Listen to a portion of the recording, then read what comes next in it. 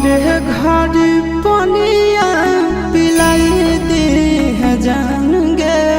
कफन ओढ़ाई दी है टूटत ही जब प्राण गे